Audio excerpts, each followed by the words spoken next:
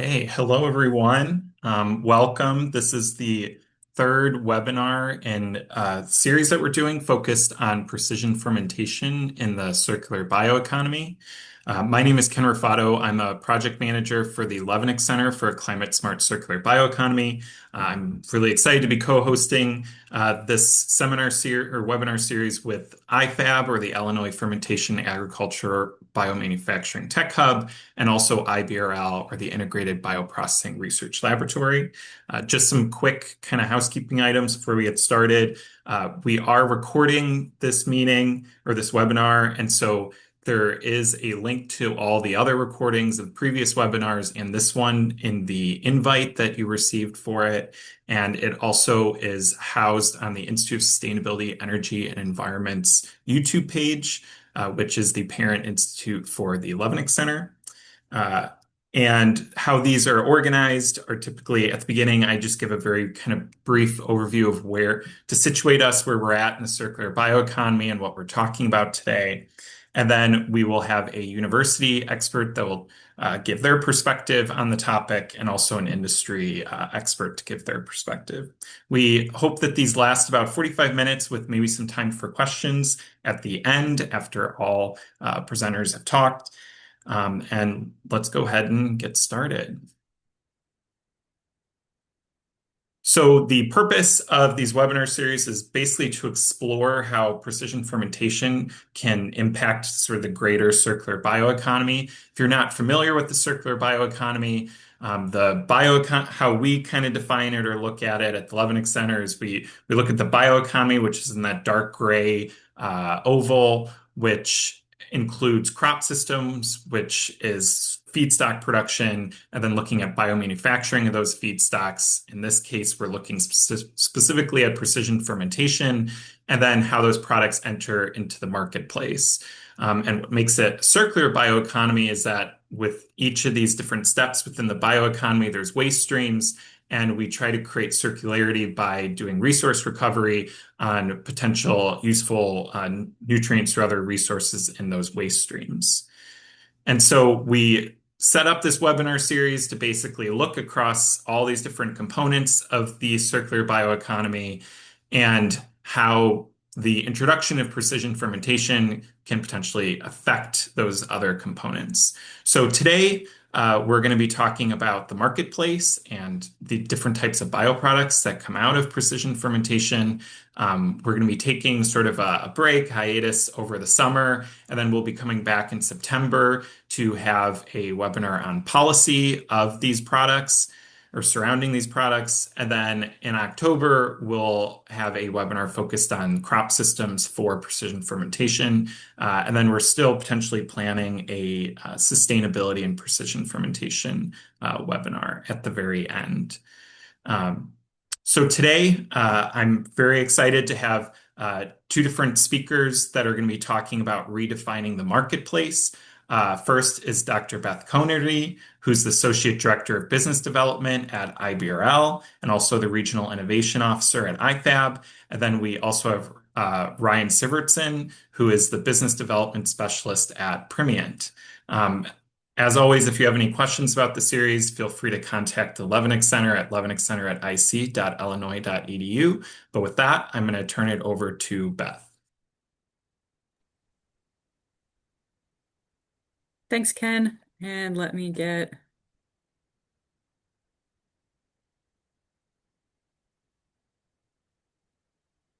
All right. It looks like that popped up, and I'm seeing some nods, so thank you. Ken, thank you for the introduction. As he mentioned, my name is Beth Conerty. I do wear the two hats. I am an employee at the University of Illinois, Urbana-Champaign, and I help manage the Integrated Bioprocessing Research Lab. And then I am Regional Innovation Officer for the Illinois Fermentation and Agriculture Biomanufacturing Tech Hub. Those are both mouthfuls, so I'll start with a little bit of level setting here. So first, talking about what iFAB itself is. So iFAB is a consortium. So it's a group of individuals and organizations that are all working together to build biomanufacturing and fermentation here in central Illinois. We are funded through the Economic Development Administration, which is part of the Department of Commerce at the federal level. And for that reason, we had to have very tight boundaries on kind of where the iFAB activity is focused. So we are at the University of Illinois based on that eastern edge in Champaign. And then we have some industry partners, including Primient, and you'll hear more from Ryan later, on the western edge in Decatur, Illinois. Biomanufacturing, we think that Illinois is a great place to do this. We think that there's a huge economic opportunity with increasing amounts of ingredients and chemicals being produced through biomanufacturing. But very importantly, if you've ever visited us in central Illinois, is that we have an abundance of feedstocks or raw materials. We are in the heart of agricultural territory here in central Illinois, producing, I think we're number one in soybeans and number two in corn most years for the whole country. We also have a lot of other assets here in central Illinois that really set us apart. I'll talk about a few of them briefly, but then we'll get more into the topic of today's webinar, which is redefining the marketplace.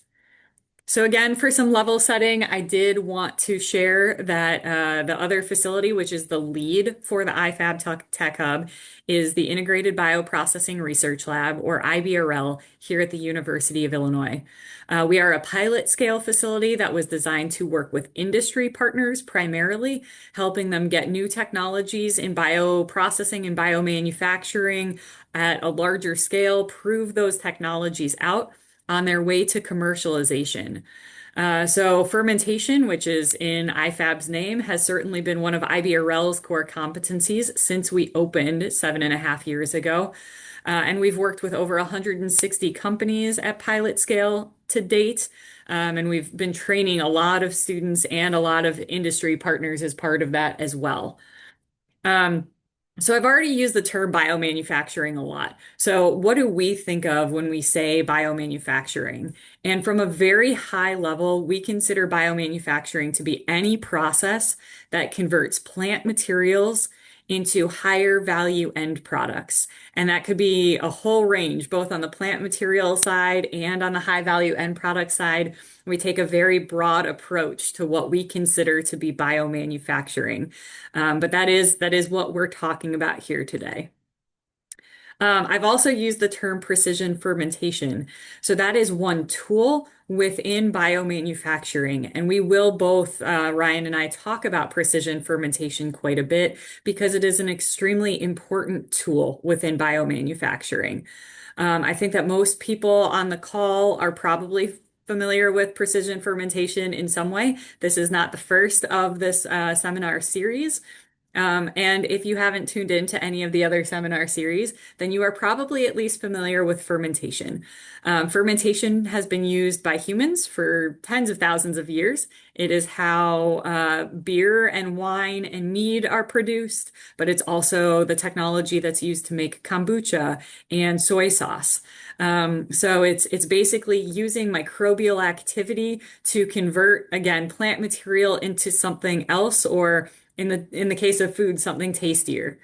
When we're talking about precision fermentation, now we are talking about using cleaner feedstocks or more sole source feedstocks. Instead of feeding a whole grain bill to yeast for beer, we are either using corn sugar or soy glycerol or carbon dioxide emissions. We're still putting it in a fermentation system, in a fermenter, in a bioreactor, and using single-celled microbial factories to convert those carbohydrates or those carbon molecules into high-value end products. And the types of end products that can be impacted by precision fermentation are really broad. Textiles, plastic alternatives, industrial chemicals, food ingredients. This technology is also used and is pretty common in pharmaceutical applications. which kind of leads me to what we in iFAB are focused on. Because there is such a wide range of technologies and end products, we are specifically looking at everything that is not pharmaceutical. Again, being in central Illinois and having a great partner like Primient, we are already really good at food ingredients and chemical precursors. And so that is really what iFAB is focused on as well. We want to lean into our strengths and what we already work on. So we are looking at everything that's sort of not human health focused. And just those areas are expected to grow to be a $200 billion industry over the next 10 to 15 years. So again, we think that this is enormous potential for the bioeconomy here in the United States. So I want to give a couple examples. I gave a really high-level overview about how precision fermentation can really impact different industries and different ingredients and different markets. And since this webinar is titled Impacts on the Marketplace or Changes in the Marketplace, I'm going to give a couple examples of just how precision fermentation can really alter how these supply chains work and how the marketplace views fermented products. So the first is a cosmetic ingredient called squalene. So squalene is used in a number of supplement and cosmetic applications, and it is supposed to be good for skincare and skin health. Um, the traditional way of manufacturing squalene is through harvesting shark liver. So that does mean deep sea fishing of sharks and collecting thousands of pounds of their livers to extract this squalene ingredient. People might have differing opinions, but for me, that seems like a big waste of a lot of shark.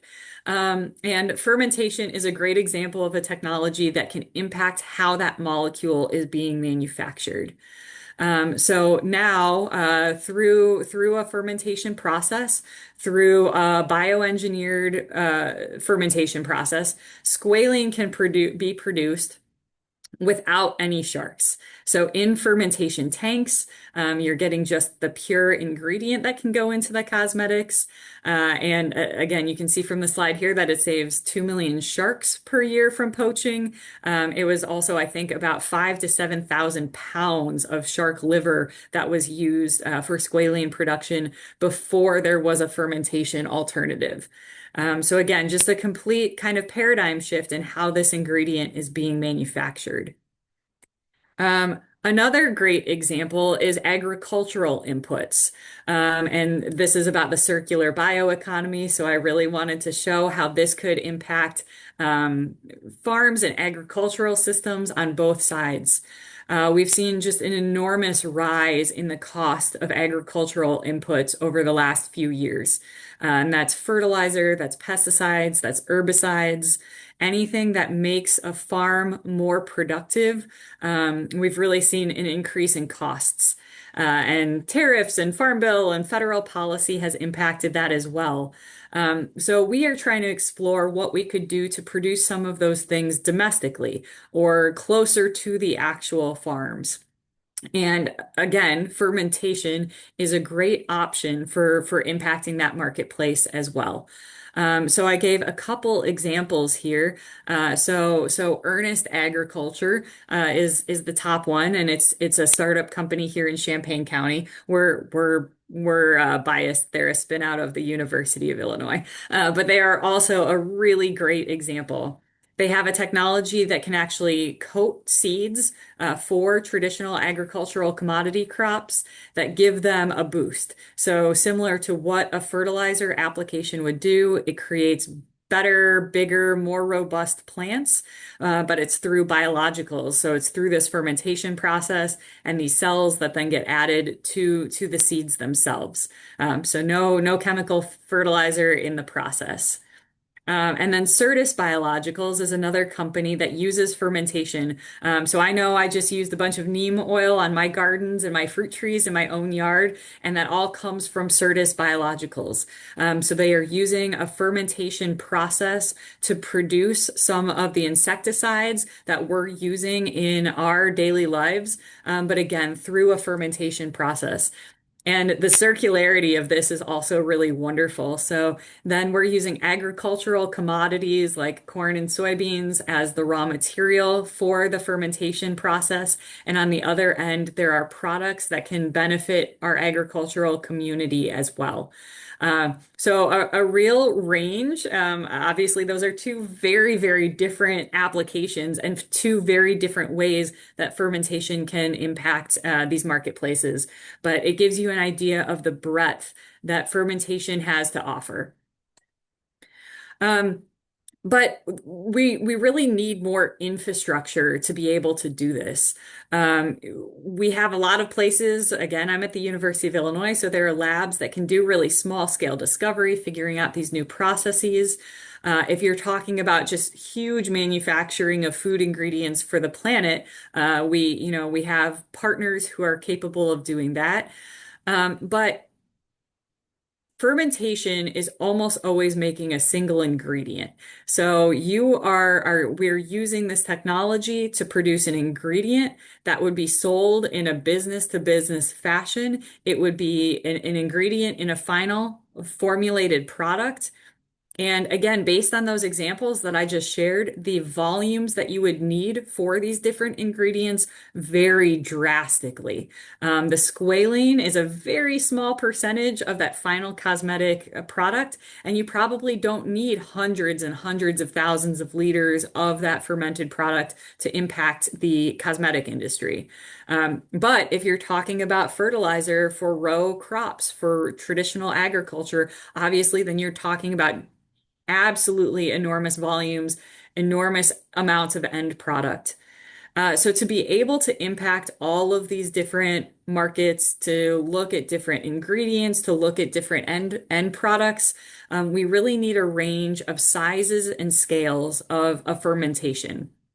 And so specifically, we need more in that middle range. The pilot scale, like what I manage at the University of Illinois, and some demonstration scale as well to allow fermentation technologies to plug in where they need. So I wanted to share some pros and cons of fermentation being considered as kind of a new manufacturing technology, kind of a paradigm shift in how we are manufacturing some of these products. So I've touched on a few of these, but it definitely utilizes agricultural commodities as the raw material. So as you're thinking about building and bolstering markets for our farming community, they need places and they need markets for their corn grind, for their soy components. And then also I mentioned the CO2. So as ethanol is used also. So it's a lot of commodities that would benefit our farming community, and there's a flexibility there. So row crop farmers who are planting corn one year and soy the next can still plug into this industry. There are some options for other crops like miscanthus and switchgrass, so more perennial grasses as feedstock for fermentation. The really nice thing is that we can sort of plug and play the pieces as we need for the end products that we're targeting. The infrastructure that we're looking at can support multiple markets. Like I said, we maybe are in IBRL, we're maybe producing an agricultural input, a fertilizer alternative one week. Maybe we're testing a polymer for fabrics and materials the following week. Maybe the week after that, we're looking at industrial chemical, so something to replace a petroleum chemical. And all of the infrastructure, all of the equipment we're using can be swapped back and forth between those, which is a really unique opportunity for this form of manufacturing. Obviously, we're looking to do a lot of this here in the United States as an opportunity to do domestic manufacturing. And then again, in the circularity lens, this would be an opportunity to replace a lot of traditionally petroleum-derived chemicals with biologically produced chemicals and making it more feasible to use plants as that raw material. Some of the cons, because if it's that easy, why aren't we all already using it, right? Is that the infrastructure, those tanks that I was talking about, are really expensive. Um, it costs a lot of money, and Ryan's going to talk about it some more. But companies like Primient have been around for over 100 years, and it has been investing in this the whole time. So it's really expensive to recreate that. There have been some product market fit challenges. So finding the right tank for the right cosmetic ingredient and the right size for that cosmetic ingredient. A lot of people explored using fermentation for, things like Impossible Burger, and it turns out people really, really like their traditional burgers. So just finding the right application of fermentation for the correct markets is really important for this industry. And then it's also really hard to hit price parity as you're growing a new technology, as you're trying to replace a petroleum product. It takes a lot of volume. It takes really large amounts of resources to be able to hit the price parity for chemicals that have been produced by petroleum and have been subsidized by the petroleum industry for decades to centuries. So we as iFAB are trying to help with some of those cons. And one of the biggest ways that we are trying to impact the precision fermentation industry and market is by providing more shared use infrastructure. So by building out these facilities, these are the projects and the facilities that have been funded by the iFAB grants. We can do everything from research lab to manufacturing line, all here in central Illinois, in that region I showed that iFAB covers. And this is really that stepwise progression of fermentation tanks as well, with Enterprise Works being a space for startup companies to found and explore their technology and start. IBRL is that 1,500 liter, so kind of 1,000 liter pilot scale facility, and we can add more capacity. iProof at Primient has 13,000 liter tanks, and I won't steal Ryan's thunder. But then ADM, also in Decatur, Illinois, has 80,000 liter tanks, all being offered for contract manufacturing and shared use facilities. We are a large consortium. I mentioned this and I've mentioned some of our industry partners, but I would be remiss to not just point out that all of the organizations on the slide are really working together to find ways to leverage fermentation to really drive the bioeconomy here in central Illinois. So these are our full members. We've had really great support from the state of Illinois and our local governments, as well as the federal investment that's been seen here. But we couldn't do it without every single member on this slide. So I will pause there and just say that if you want to learn more about iFAB or IBRL, our communications manager Taylor is really great at updating everybody on these channels. So I would recommend that you follow us. I will stick around for Ryan's presentation and then would be happy to answer any questions that this group might have at the end of the presentation today. Thank you so much. Thank you, Beth. We'll switch over to Ryan now. Okay, great.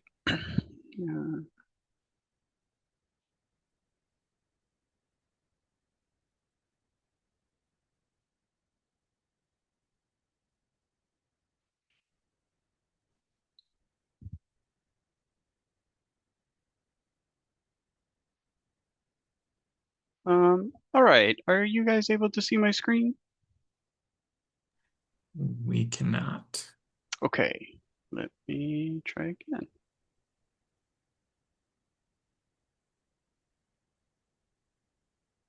Ah, there we go.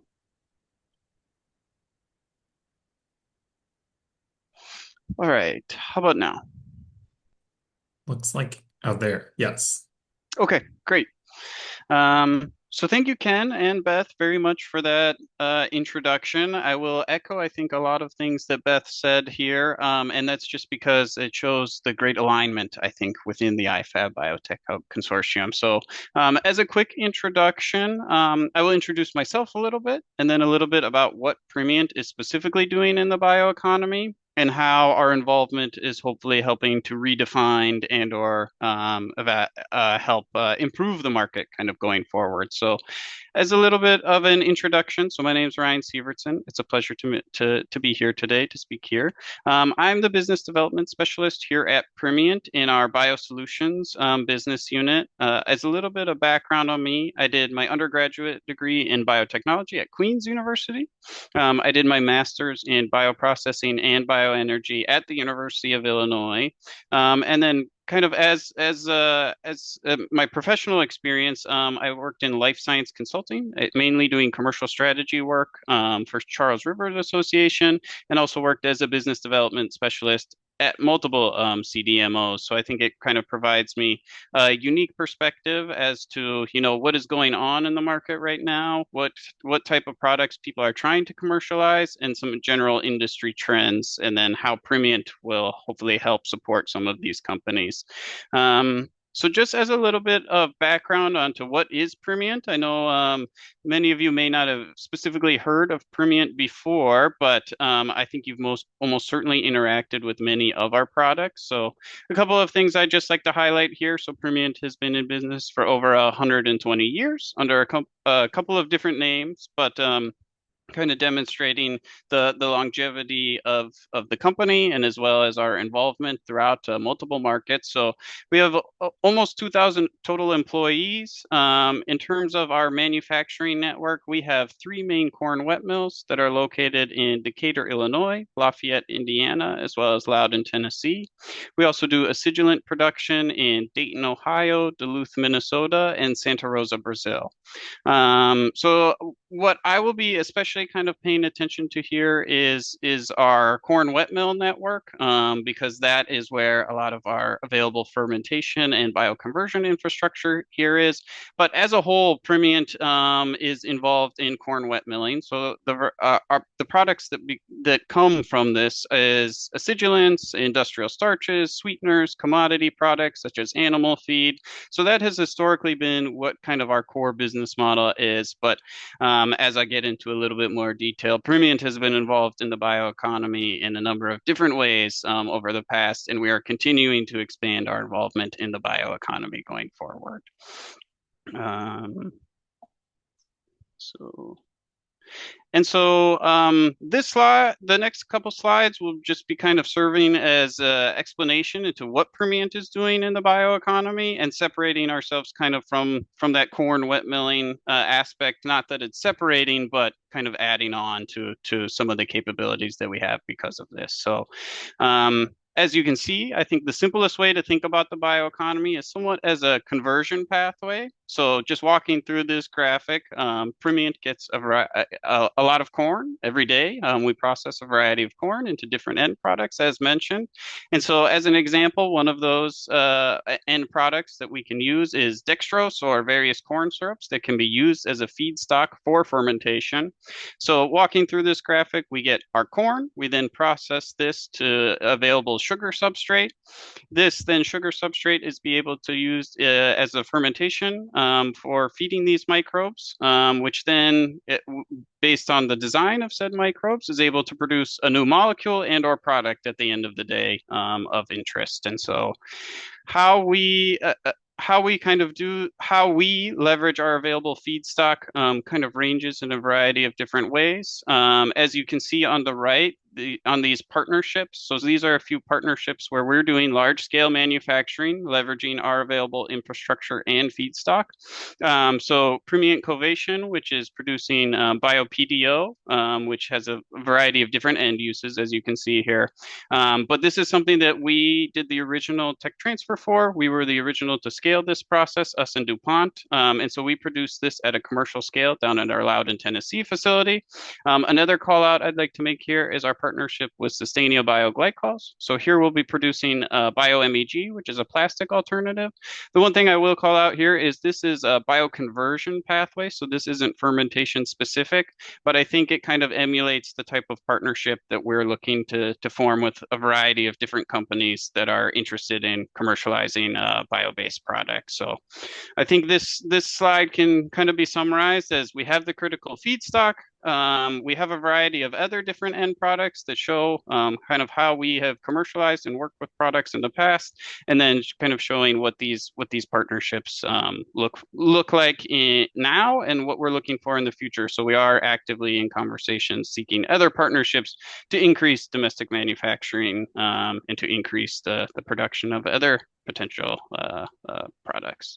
And so this slide really just overviews as to what our fermentation and bioconversion facilities are. So a couple of highlights here. This iProof facility that I think Beth mentioned briefly, but this is the CDMO facility that we're bringing on site. As a bit of history, this facility was originally used to scale the PDO pathway, but we are now retrofitting this into a state-of-the-art demonstration scale CDMO. So as Beth mentioned, there's certainly a need for the demonstration scale side of things, especially in the US, and I'll get into a little bit more on why. But we're very excited about this facility. We think this fits very nicely into kind of the iFAB network, really meeting that demonstration scale need, which we're very excited, which will help us play a role in companies developing and producing products, biosolution products. So we're very excited about that. To the right, you'll see we have Building 99, which is an old facility that was used to produce a number of different biosolutions in the past. I think what's interesting here is this has 700,000 liters of total fermentation capacity. So really demonstrates the line of sight to commercial scale production that's available here at Primient. And so we're looking for potential long-term partnerships to better utilize this facility going forward. So I think it kind of shows that there's both the development part, development scale here at Primient, and the commercial scale, so demonstrating that we're able to help companies at a variety of different scales. And as Beth mentioned, the scale may be different depending on the end product. So it's important to have a number of options to help play a role in the development of these products. And so on the bottom here, these are products that are all produced currently by Primient, either through precision industrial fermentation and or bioconversion. So citric acid. So citric acid is something that we produce via precision fermentation using a variety of different food and beverages. As I mentioned previously, BioPDO. So that's another thing that we produce via precision fermentation down in Loudon, Tennessee.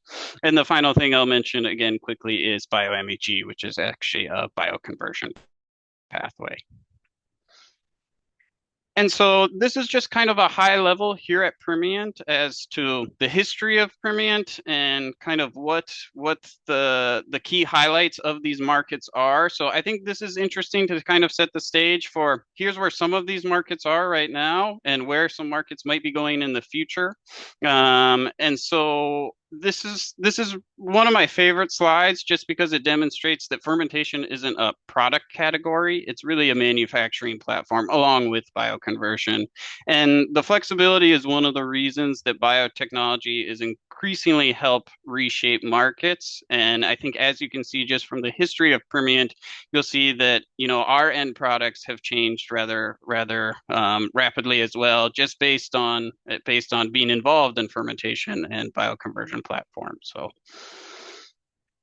I really like this slide as well. I may say I like all of these slides, but this may actually be my favorite slide because this shows all of our different products, all of the products that we play a role in producing at the end of the day, which I think is very exciting and shows that just maybe if you're not familiar with Primient or biomanufacturing in general, there's a variety of different end products that are all impacted by this. And so with the total scale of potential products that biomanufacturing can impact, I think it demonstrates not only the big role it plays right now, but the big role it will continue to play going into the future. And so, as I mentioned, you know, this is kind of what Primient is doing right now, and how can Primient play a role in potentially redefining the market going forward. So I think this slide really just captures some general trends we're seeing across the industry, and maybe one of the reasons or some of the driving reasons for why biomanufacturing is important. So historically, a lot of end products have been petroleum based, have relied on a globalized manufacturing network, and very specific supply chains. So a couple of trends we're seeing right now, obviously, is bio-based alternatives are gaining traction, not only for performance, but also for sustainability purposes. Reshoring manufacturing is something that's very important right now in terms of disrupted supply chains.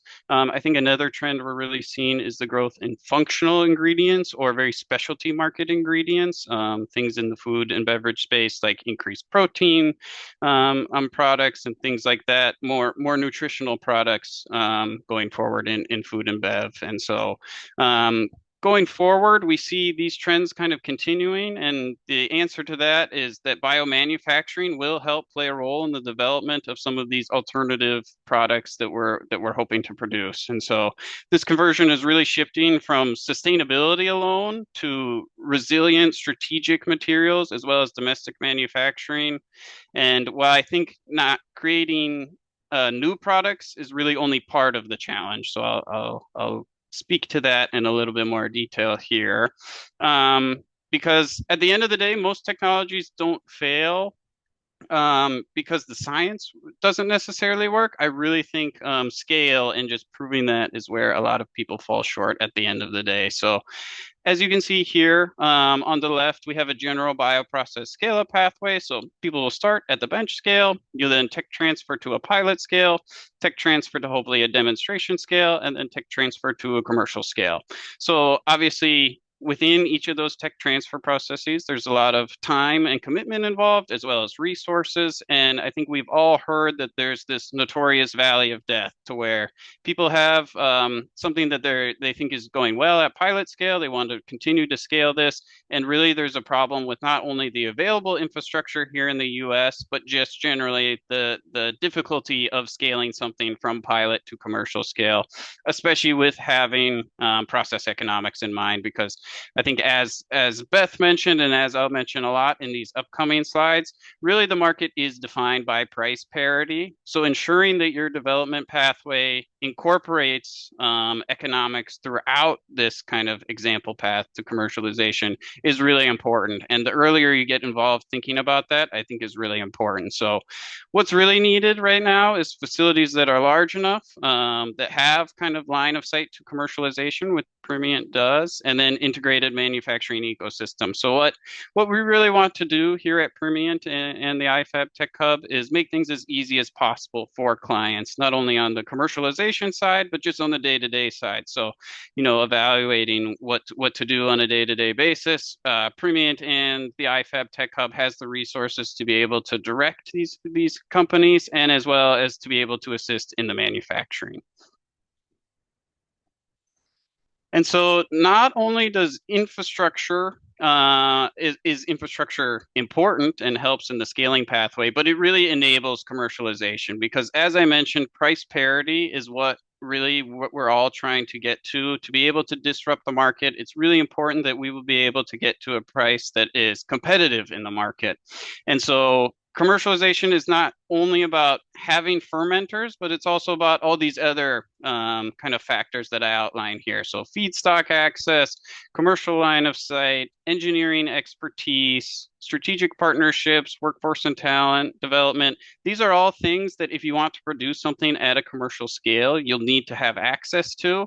And I think by leveraging kind of our shared abilities, both on the innovator side and as well as the manufacturer side, you're able to group resources a lot better and help actually reach price parity to hopefully disrupt the market in some way and have new products reach the end market and reach consumers at the end of the day. Because even if all of this exists, again, economics ultimately determines success. And so I think this slide really just harps on that again, that not only is infrastructure important for reaching economics, but again, economics really drive adaptation at the end of the day. And so some of these value drivers, product performance, sustainability, benefits, functionality, domestic manufacturing, all of these are really nice to have, and all of these are very important. But at the end of the day, price is really what is the most important value driver. And so by lowering some of these cost drivers we see onto the right and kind of leveraging our shared partnership model, you're able to reach a potential price parity and disrupt the market in a much more realizable way than maybe doing some of this yourself. So my last slide here is just the importance of partnerships and what we're trying to do here at Primient. And so it really, if we're going to make an impact, if biomanufacturing is going to continue to make a large scale impact on supply chains and differentiated products at the end of the day, this will really require collaboration and leveraging resources to the best of our abilities to help reach price parity. Because the more the products that we're able to reach a competitive price is when then the market can kind of dictate at the end of the day what is important. And obviously, I think with the benefits that biomanufacturing presents, that is a much easier case to make going forward as price parity continues to come down. So I think my goal is to both combine kind of the expertise to accelerate commercialization while improving scalability and economics. And so what happens when all of these pieces come together, I think, is really by helping to leverage partnerships and continuing to advance products such as this. So as I kind of mentioned, I think this slide kind of harps on a lot of the same things, but where that we see market opportunities is certainly in novel products. So a lot of companies are interested in either improving certain product functionality or adding some sort of different product functionality. As we mentioned, petroleum replacements. This is something that's very common. That's very in the news right now. I'm sure lots of people have been hearing about that, along with onshoring, domestic manufacturing. I think that those are all very timely right now and kind of shows that there are market opportunities, and it's really just about continuing to advance not only the technology but the cost competitiveness of said technology. And so obviously Primient is able to bring a lot of that manufacturing equipment to life, and really the innovators are able to bring the science to life at the end of the day. So that's where some of the gaps are being solved. People can bring kind of what they're experts Thank you at for the end of the the day and combine their expertise knowledge into a way that reaches an end product that is both attractive, has increased functionality, as well as better pricing. And so I will stop there and pause, and I'll let anyone ask any questions specifically on that. Happy to talk about any specific markets or trends we're seeing in detail. Yeah. Great. Thank you, Ryan. Yeah, so if anyone has any questions, feel free to either unmute and ask a question, or if you want to put something in the chat, go ahead. Hey, Ken, I have a question with Beth. Can I ask a Yeah, question to Beth? Yeah, Beth. absolutely. Go ahead. Yeah. Thank you for this great information and presentation talk. So the iFAB scaling ladder from IBRL to ADM is really impressive. My question is about sustainability across scale. So as you move from 1500 liters at IBRL to 80,000 liters at ADM in Decatur, the carbon and nutrient flows change dramatically. As I'm working as a postdoctoral fellow at Alumni Center, so I'm going through all the circular bioeconomy, mass flow analysis, LCA, TEA, all these things. So has iFAB done any life cycle or mass analysis, I mean mass flow analysis across these tiers, specifically to ask whether the circular bioeconomy benefits like spent biomass valorization or CO2 recycling? Sure. And to be honest, actually, this improves or erode per units of bioproducts from the lab to line at this high scale. So as you scale, and if not, if that's something the hub is planning to build, I mean, iFAB is doing LCA or mass flow analysis for this line to lab scale? I'm interested to know. Thank you so much. Sure. So, in general, life cycle analyses are very process dependent. And what Ryan and I both just described is a pretty broad range of processes that both IBRL and proof are supporting. So what we are mostly working with, so Primient certainly does life cycle analyses for their own products and their own manufacturing. But I will say that for most of the companies and technologies that IBRL is working with and that will potentially scale through the iFAB Tech Hub, it is sort of up to those companies to do and look at their own life cycle analyses. From a very high level, a lot of the companies and technologies that we are working with are finding alternatives for chemical and petroleum-based manufacturing processes. And I think that in general, and some of the work being done here at the University of Illinois would show that at least transitioning away from petroleum to an agricultural commodity raw material does improve the life cycle analyses of a lot of these chemicals. If for no other reason, then you don't have to transport them halfway around the world. And so there's a lot of shipping costs and a lot of shipping emissions that are reduced through doing this more localized to where the products are going to be used. The second thing that I would point to is that central Illinois has really unique geological structures, and there is quite an effort to capture carbon emissions coming off of the plants in Decatur, Illinois. And so, for capturing carbon emissions, that is being considered for carbon upcycling. So, using that carbon to as a feedstock for other fermentation processes, using that carbon for chemical manufacturing. So I think that within the last year, there was a joint venture announced in Decatur with ADM around OCO chemical OCO chemical. That is actually using carbon emissions as their feedstock for chemical manufacturing. And then, of course, there is a very large carbon sequestration effort in Decatur as well. So there are a number of technologies that are being considered to decrease the carbon intensity and improve the life cycle analyses of these technologies across the board. But again, if our baseline is petroleum manufacturing processes, this is already a step toward improving life cycle analyses for a lot of these chemicals. Yes, thank you so much, Beth, for detailed information. Thanks a lot. Are there any other questions?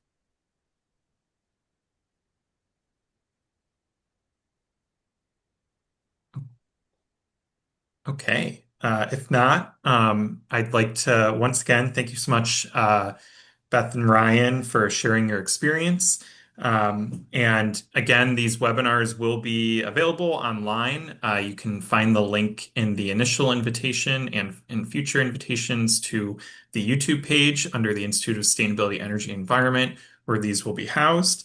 And with that, I hope to see you all on September 1st for our next webinar looking at policy for precision fermentation derived products. So thank you so much for joining.